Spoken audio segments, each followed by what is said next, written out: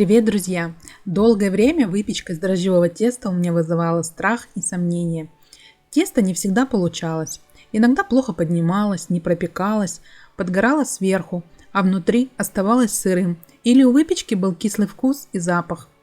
Я поняла, что это тесто требует знания многих нюансов и тонкостей, но в самих рецептах эти тонкости редко упоминались.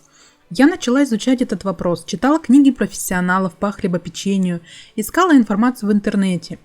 Теперь я с удовольствием работаю с дрожжевым тестом, я научилась его чувствовать и понимать. Поэтому в этом видео я решила рассказать и вам, как приготовить дрожжевое тесто.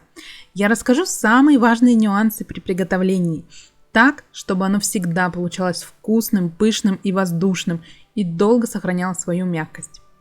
Перед тем, как замесить тесто, муку следует просеять для удаления комочков и случайных примесей, а также для насыщения ее кислородом. Для дрожжевого теста я использую муку высшего сорта или сорта экстра. Мука с высоким содержанием белка дает тесту упругость, эластичность и легкость. Чтобы дрожжевое тесто было пышным, все вводимые в него продукты должны быть теплыми. Сначала приготовлю опару. Опара – это подготовительная закваска. В жидкой среде дрожжевые бактерии быстро оживают, и в самой опаре начинается интенсивный бродильный процесс. К муке вливаю теплое молоко, добавляю дрожжи и сахар, хорошо перемешиваю. Это важный этап. Обратите внимание, что температура молока должна быть не ниже 25 и не выше 35 градусов. При низкой температуре процесс брожения будет замедлен, при более высокой дрожжи погибнут, выпечка не будет подниматься. Вы можете использовать и свежие дрожжи, просто возьмите их в 3 раза больше. Сухие дрожжи по составу ничем не отличаются от свежих, просто они более концентрированы и дольше могут храниться. Но не стоит добавлять слишком много дрожжей для лучшего подъема, их излишки могут испортить вкус и запах готовой выпечки, а также слишком ускорить подъем, не позволив нормально завершиться процессу ферментации. При замесе теста я использую только молоко. Молоко содержит высокое содержание воды и способствует увлажнению теста. Благодаря содержанию жиров оно делает выпечку более нежной, способствует улучшению цвета и вкуса выпечки. Сахар ускоряет процесс брожения, так как легко усвояется дрожжами, подчеркивает аромат и улучшает вкус. Теперь затяну миску пищевой пленкой и уберу в теплое место. У меня это духовка с включенной лампочкой при открытой дверцей. Убираю примерно на 30-40 минут. Учтите, что дрожжевое тесто не любит сквозняков, слишком холодных помещений и плохого настроения.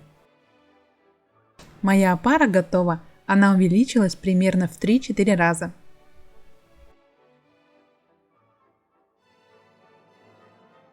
Я буду готовить тесто сразу на несколько пирогов, поэтому заведу его в миксере. Если у вас небольшое количество теста, можно замешивать его вручную. В бачок выливаю опару и частями начну подсыпать муку, но не всю, и буду смотреть на консистенцию теста.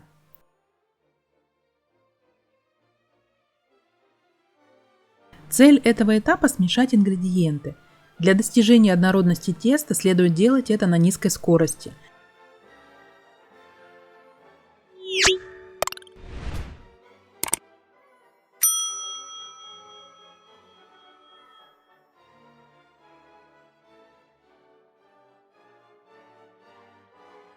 Когда тесто подсобралось в комочек, заметьте, у меня еще осталась мука, примерно 1/3.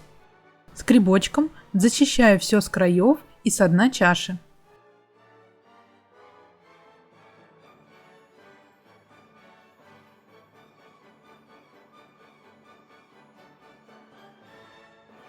К яйцам добавлю соль и перемешаю. Теперь буду вливать яйцо тонкой струйкой к тесту. Нередко встречала в рецептах, что соль всыпают либо в опару или в начале замеса, но этого категорически нельзя делать. При прямом контакте с солью дрожжи погибают. Желтки придадут тесту приятный оттенок, а в сочетании с сахаром и жирами усиливают и сохраняют аромат выпечки. Яйцо позволяет сделать структуру теста более пористой. Продолжу замес, увеличивая скорость до средней. Тесто начнет обогащаться кислородом. Правильный замес позволяет добиться того, что липкое и даже слегка текучее сначала тесто превращается в нежное, мягкое и приятное. Периодически немного подсыпаю муку. Всегда смотрю на консистенцию. Каждый раз у меня уходит разное количество муки. Это зависит от размера яиц и от качества самой муки. Поэтому лучше всего ориентироваться на консистенцию. Лучше муки немного не доложить, чем сыпать больше, чем нужно, и затянуть тесто. Теперь, когда тесто подмешалось, у меня прошло примерно 15 минут. Начну частями добавлять масло комнатной температуры. Добавление масла в конце замеса придает тесту мягкость, а от температуры масла, вернее от его консистенции, зависит текстура выпечки. Если брать масло комнатной температуры, мякиш будет нежным, а вот если масло слишком холодное или талое, мякиш получится сухим. Замес с маслом примерно 10-12 минут. Когда тесто начинает собираться вокруг крюка, значит, что оно приобрело нужную эластичность. Я округляю тесто, покатываю его на столе. Теперь тесту нужно дать расстояться. Я смажу миску растительным маслом и переложу туда тесто. Замотаю верх миски пищевой пленкой. Уберу тесто в теплое место. У меня духовка включенная на 30 градусов. На дно я ставлю миску с водой, чтобы создать влажность. Во время расстойки тесто насыщается углекислым газом, который вырабатывает дрожжи, и начинает подниматься. Время расстойки примерно 1 час. Вот такое тесто у меня после расстойки. Оно поднялось, увеличилось в объеме примерно в 3 раза и наполнено маленькими пузырьками. Расстойка – это очень важный процесс. При неполной расстойке тесто плохо поднимается и пироги долго не пропекаются. Теперь я сделаю обминку, чтобы перезапустить процесс брожения. От обминки зависит то, как поднимется тесто в духовке. Она влияет на аромат и мягкость. Нужно растянуть и сложить тесто для того, чтобы оно становилось более упругим и крепким. Складывать тесто надо легкими нежными движениями для того, чтобы клейковина, которая начала в тесте развиваться, не была уничтожена. Растянуть, сложить и еще раз сложить. Во время обминки равномерно распределяется температура и питательная среда дрожжей, а также вновь активизируются волокна клейковины после того, как они отдохнули и расслабились. После этой процедуры даю тесту подняться.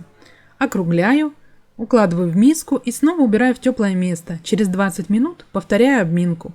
Обычно после обминки подъем теста происходит за 15-20 минут, но учтите, нельзя давать дрожжевому тесту перебраживать. Полностью созрев, оно в итоге опадет и второй раз уже не поднимется. Выпечка выйдет плоской, кислой и жесткой. После того, как я сделала вторую обминку, тесто готово к работе. Хочу показать вам внутренний мир моего теста. Оно буквально наполнено воздухом. Посмотрите, какое пористое, воздушное. Теплый ароматный пирог – это символ домашнего уюта и гостеприимства. Зная секреты приготовления дрожжевого теста, печь домашние пироги и булочки не составит особого труда. Друзья, я надеюсь, что это видео было для вас полезным. Я очень старалась сделать подробный рецепт. Обязательно пишите комментарии и задавайте мне вопросы.